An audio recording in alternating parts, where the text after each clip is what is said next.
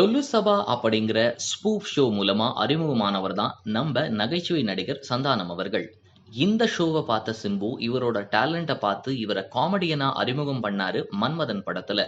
அறிமுகமான முதல் படமே அவருக்கு நல்ல பேரை வாங்கி கொடுத்துச்சு அப்படின்னு தான் சொல்லணும். இந்த படத்துல நடிச்சதன் மூலமா சந்தானத்துக்கு கெரியர் கிக் ஸ்டார்ட் ஆக ஆரம்பிச்சது. சிம்பு இன்ட்ரடியூஸ் பண்ணது வீண் போகல அப்படின்னு சொல்ற அளவுக்கு இவரோட வளர்ச்சி இருந்துச்சுன்னு தான் சொல்லணும். இயக்குனர்கள், நடிகர்கள், தயாரிப்பாளர்கள் அப்படின்னு எல்லாருமே போட்டி போட்டுக்கிட்டு இவரை அவங்களோட படத்துக்கு புக் பண்ண ஆரம்பிச்சாங்க. சச்சின், அன்பே ஆருயிரே, சம்திங் சம்திங், ஜில்லுன்னு ஒரு காதல், வல்லவன், கிரீடம், அழகிய தமிழ்மகன், பொல்லாதவன், பில்லா, சந்தோஷ் சுப்பிரமணியம், எஸ்எம்எஸ், தில்லாலங்கடி, பாசென்கிற பாஸ்கரன், எந்திரன், வேலாயுதம், ஓகே ஓகே, தலைவா போன்ற பல தரமான வெற்றி படங்கள் இவரோட நகைச்சுவைக்கு பெயர் போனது அப்படின்னு சொல்லலாம். அந்த டைம்ல இவர் வாங்கிட்டு இருந்த சம்பளம் 10 லட்சம் ஆகும்.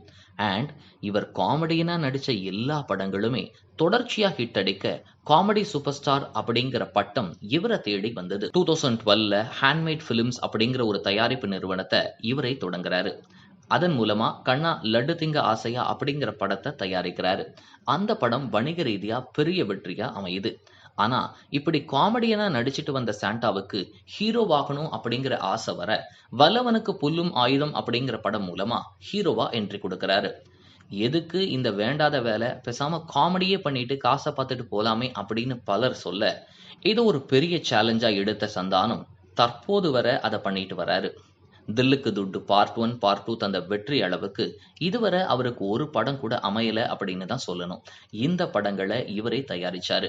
ஆனா இனிமே இப்படிதான் சக்கப்போடு போடு ராஜா, A1, டக்கால்டி, பிஸ்கோத், சபாபதி, டிக்கிலோனா, பாரிஸ் ஜெயராஜ், குலுகுலு போன்ற படங்கள் கடுமையான தோல்வி படங்களா இருந்தாலும் இவரு விடாப்பிடியா ஹீரோவா தான் பண்ணுவேன்னு தொடர்ச்சியா முயற்சிகள் பண்ணிட்டு வராரு.